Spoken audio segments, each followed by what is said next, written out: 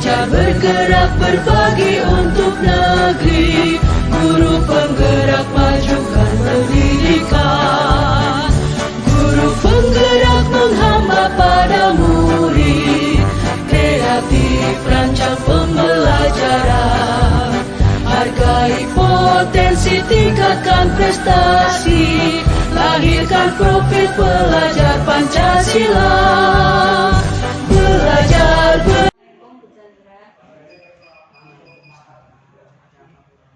Ini Bu mau wawancara untuk tugas penyelesaian tugas CGP Bu. Ada yang bisa Ibu bantu?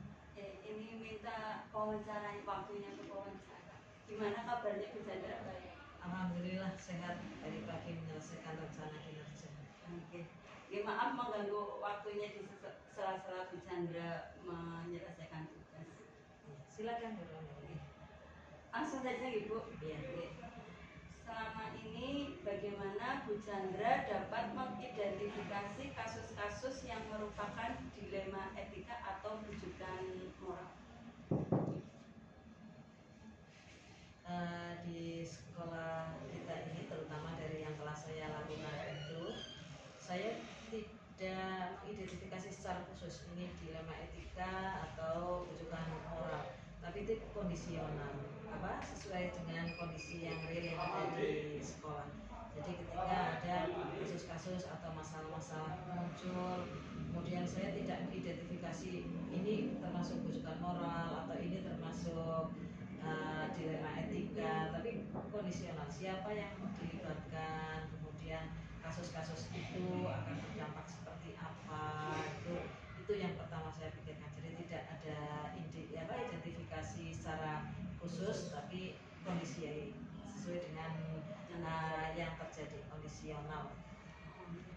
Terus selama ini bagaimana Bu Chandra menjalankan pengambilan keputusan di sekolah, terutama untuk kasus-kasus di mana ada dua kepentingan yang sama-sama benar atau sama-sama mengandung nilai objektivitas?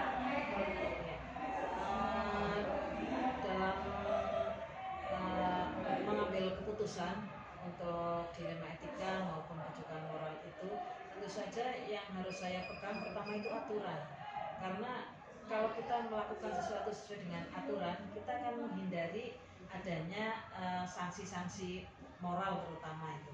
Atau kalau kita melanggar aturan kan berarti kita terkena, harus bertanggung jawab terhadap sanksi yang akan kita terima. Ya, jadi yang pertama itu aturan dulu, aturan itu harus diberlakukan, regulasinya seperti apa, aturan itu baik aturan yang dari atas maupun aturan yang ada di sekolah kita. Ya, aturan itu harus kita tegakkan terlebih dahulu, karena itu akan menghindari kita dari masalah-masalah yang akan datang berikutnya. Jadi aturan itu kita nomor satukan. Kemudian di samping aturan-aturan itu sendiri, itu kan ya kita tidak kaku sekali ya. Kita libatkan orang-orang yang terkait dengan masalah itu, kasus-kasus itu, kemudian kita adakan musyawarah. Karena dengan musyawarah itu nanti harapannya keputusan apapun yang diambil itu bisa diterima oleh pihak-pihak yang terlibat tersebut. Seperti itu. Terus selanjutnya, langkah atau prosedur seperti apa yang biasa Bu Chandra lakukan selama ini? Mungkin tadi ya, paling tidak gini, kalau kejadian itu, kasus itu berada di sekolah, paling tidak kan warga sekolah itu juga harus ada yang tahu, kemudian ada yang dilibatkan. Maka langkah-langkah yang saya ambil, selain mendengarkan kasus-kasus tersebut dari pihak-pihak yang bersangkutan terkait, saya juga akan melibatkan kolaborasi dengan personil-personil yang ada di sekolah. Misalkan kan di sekolah ada wakil kurikulum atau wakil kepala sekolah, ada kesiswaan, ada pembina-pembina kegiatan, itu yang akan saya libatkan. Jadi nanti dari kolaborasi dari pemangku-pemangku kepentingan tersebut, itu pihak-pihak yang terkait, harapannya itu nanti akan mendapatkan keputusan yang bisa, kalau memuaskan semua pihak akan sulit, tapi paling tidak bisa menjadi jalan keluar dari permasalahan tersebut. Bisa diterima, ya, bisa diterima banyak pihak. selanjutnya, hal apa saja yang selama ini Bu Chandra anggap efektif dalam pengambilan keputusan pada kasus-kasus dilema etika? Ya, yang saya anggap efektif dalam penyelesaian dilema etika itu yang pertama jelas saya akan melibatkan pihak-pihak yang terkait di situ.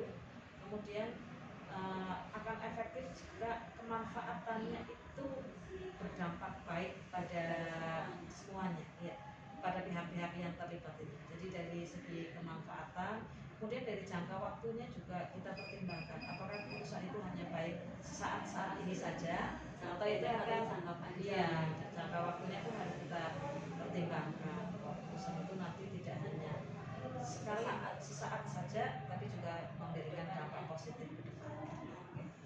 Terus selanjutnya, hal apa saja yang selama ini merupakan tantangan dalam pengambilan keputusan pada kasus-kasus dilema etika? Ya, kita tahu ya Doni, bahwa memuaskan semua pihak itu sulit ya. Jadi kita tidak bisa memikirkan bahwa semua orang akan menyetujui keputusan yang kita ambil, tapi setidaknya keputusan itu membawa manfaat bagi semuanya. Ada manfaat yang bisa diambil dari pihak-pihak yang terlibat itu. Kemudian kalau ditanyakan hal-hal yang menantang, tidak semua hal-hal itu yang saya jumpai itu hal-hal yang saya sukai loh. Ya, kadang ada hal-hal yang memang tidak saya sukai tapi saya harus hadapi gitu kan. Harus terjadi. Tantangannya itu apa?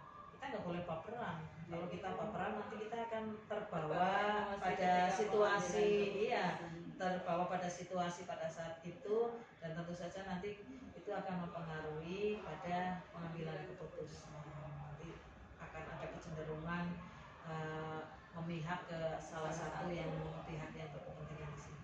Jadi hal yang menantang itu saya harus tetap bisa menstabilkan emosi saya agar tidak terbawa perasaan yang mempengaruhi keputusan yang harus saya ambil. Terus selanjutnya, apakah Bu Chandra memiliki sebuah tata cara atau jadwal tertentu dalam sebuah penyelesaian kasus dilema etika? Apakah langsung menyelesaikan di tempat atau memiliki sebuah jadwal untuk menyelesaikannya? Bentuk atau prosedur seperti apa yang Bu Chandra jalankan?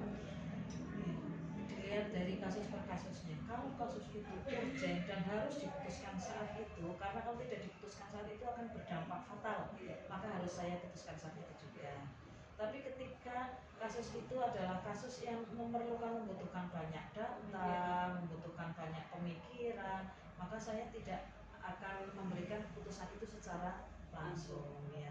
Saya akan tetap menerima masukan, menghimpun data yang memang diperlukan untuk pengambilan keputusan yang harus saya ambil. Terus selanjutnya, adakah seseorang atau faktor-faktor apa yang selama ini mempermudah atau membantu Bu Chandra dalam pengambilan keputusan dalam kasus-kasus dilema etika? Yang pertama yang membantu saya itu pengalaman.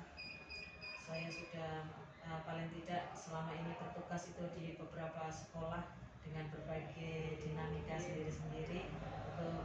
Pengalaman itu juga membantu saya ketika saya mengambil keputusan. Kemudian kalau di satu tempat, di satu sekolah, yang membantu saya ketika saya mengambil keputusan itu, saya memiliki ada staf-staf yang memang sudah ada bidangnya sendiri-sendiri. Ada kesiswaan, kurikulum, kehumasan, sarpras. Jadi kalau ada masalah-masalah yang terkait dengan itu, saya akan menghubungi yang bersangkutan dan kemudian saya meminta data pada yang bersangkutan.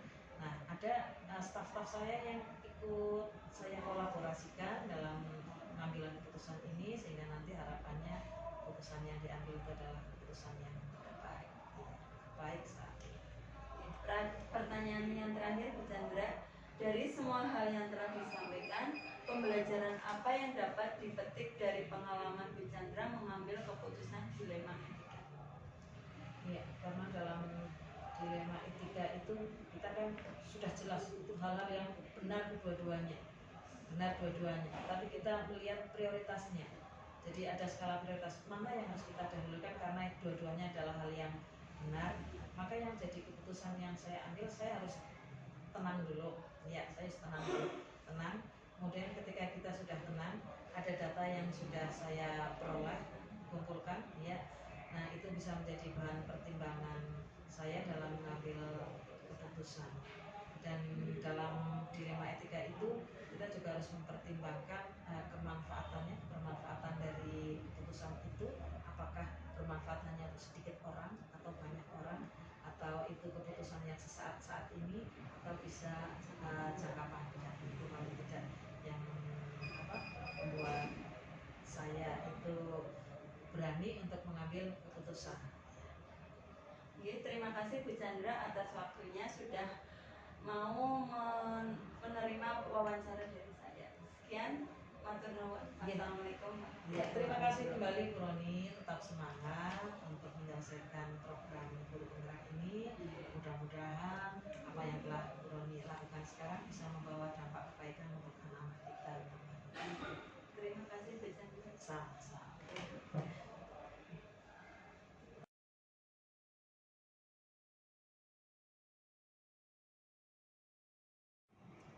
Assalamualaikum warahmatullahi wabarakatuh, Pak Nur Said. Waalaikumsalam warahmatullahi wabarakatuh, Bu Roni. Ya, selamat siang. Ya, maaf, ini mengganggu acara Pak Nur Said. Ya. Gimana kabarnya, Pak? Alhamdulillah, Ya, saya baik-baik saja. Ya. Sehat selalu. Gimana dengan Anda? Alhamdulillah saya juga sehat.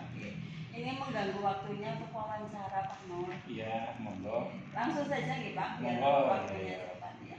Yang pertama, selama ini bagaimana Pak Nur dapat mengidentifikasi kasus-kasus yang merupakan dilema etika atau bujukan moral?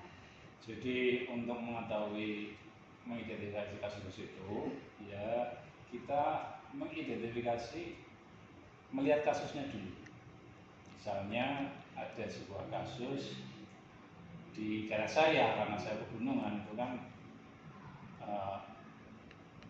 anak SMA bawa sepeda motor, sedangkan satu kan tidak boleh. Tidak boleh. Ya, nah, kalau misalnya tidak diizinkan membawa sepeda motor, sana ya tidak ada anak sekolah, karena memang tempatnya pegunungan dan rata-rata orang tuanya pada bekerja di luar kota, kemudian di Tegal kan, maksudnya di Tegalan sawah itu lah ya, yang nggak mungkin mau mengantar anak-anaknya ke sekolah. Jadi seperti itu. Maka berdasarkan kasus tersebut ya di situ adanya dilema etika karena harus memutuskan di antara pilihan yang sama-sama memiliki alasan. Di satu sisi masih anak-anak SMP tidak boleh membawa sepeda motor, di sisi lain kalau tidak membawa motor tentunya kan tidak ada tempat sekolah. Itu seperti itu. Sehingga untuk alasan pembuatan keputusan tersebut terus jelas-jelas gimana gitu ya.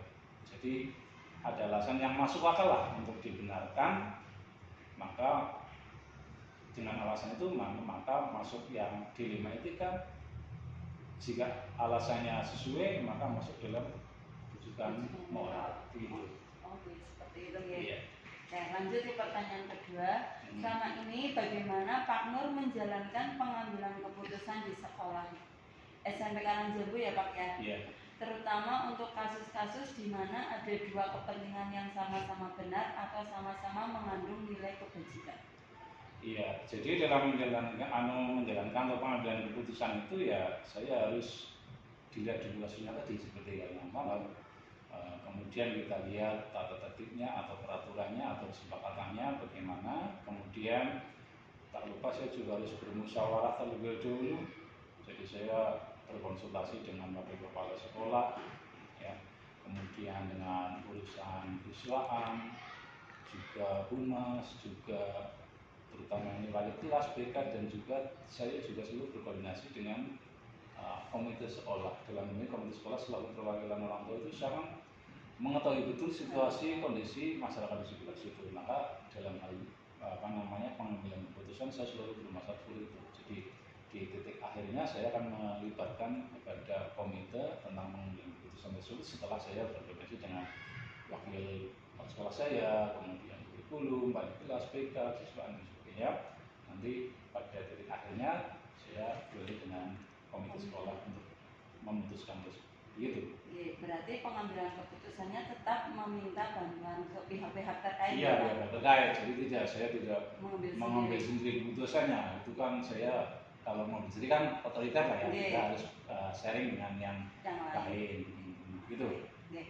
Terus yang ketiga, langkah atau prosedur seperti apa yang biasa Pak Nur lakukan selama ini? Ya.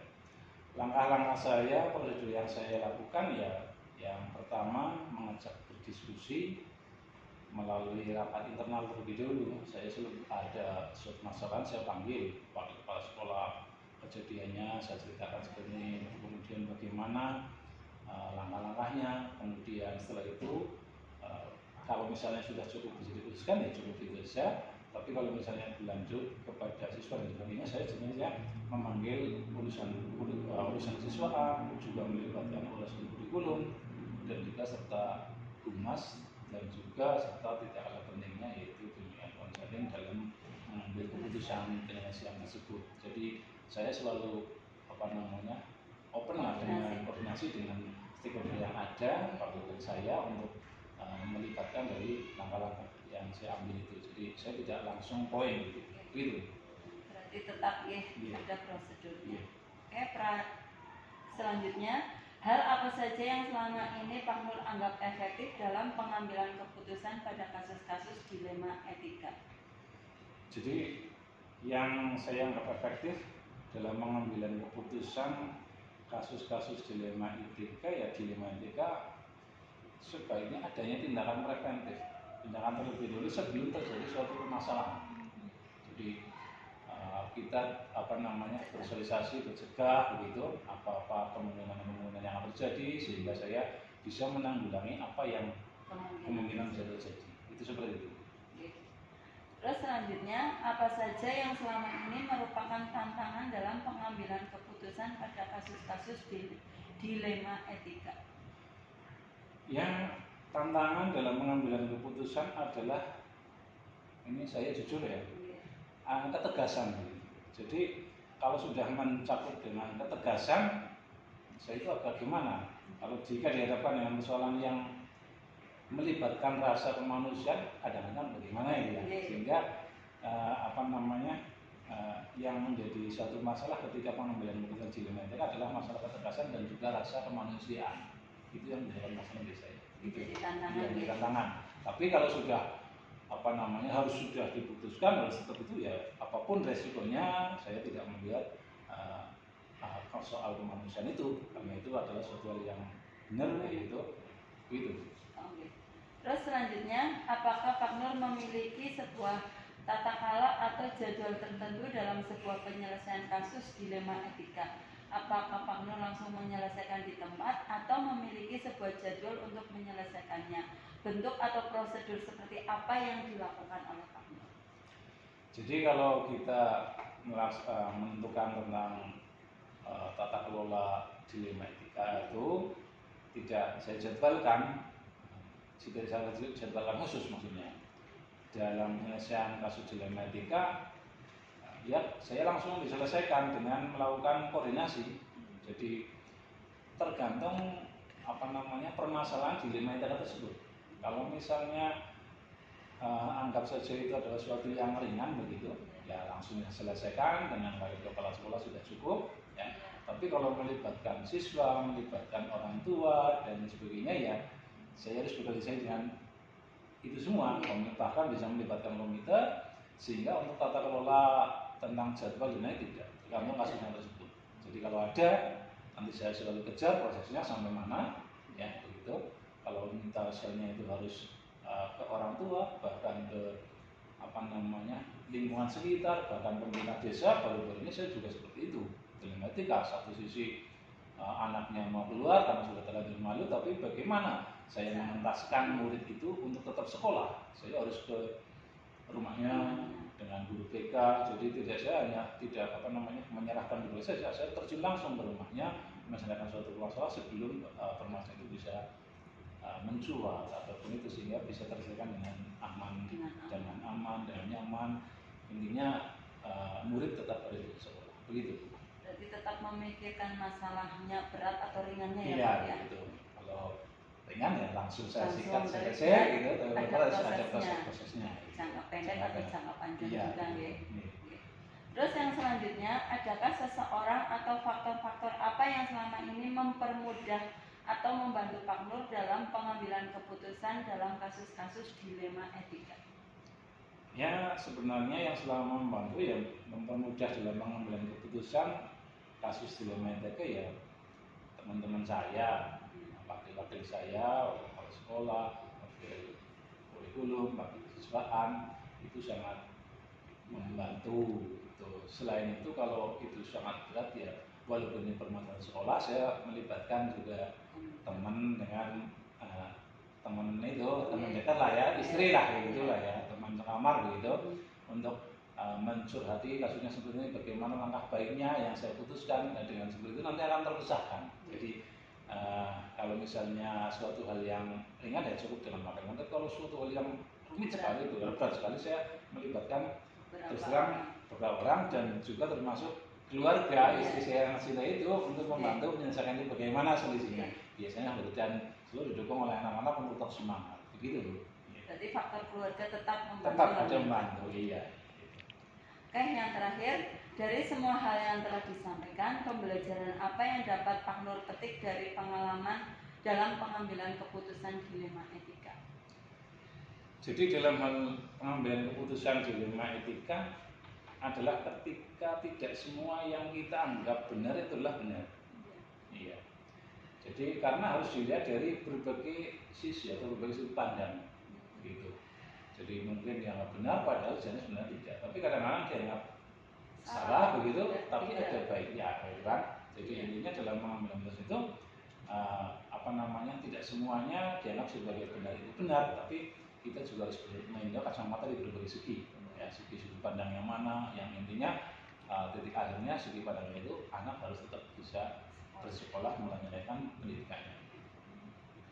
Oke, Pak Nur, terima kasih atas jawaban-jawabannya. Terima kasih untuk waktunya yang sudah menyediakan jauh-jauh dari Karangjambu ke Kalimanan untuk wawancara ini. Terima kasih.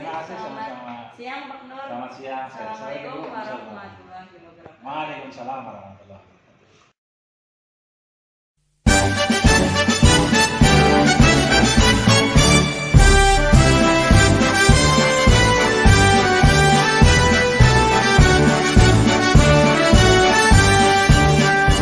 Bulatkan tekad, kuatkan hati, negeri ini memanggilmu kawan. Belajar bergerak berbagi untuk negeri, guru penggerak majukan pendidikan. Guru penggerak menghamba pada murid, kreatif rancang pembelajaran. Hargai potensi, tingkatkan prestasi, lahirkan profil pelajar Pancasila.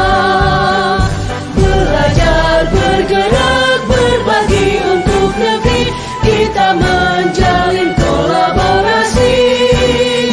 Belajar bergerak berbagi untuk negeri, demi bakti pada Ibu Pertiwi.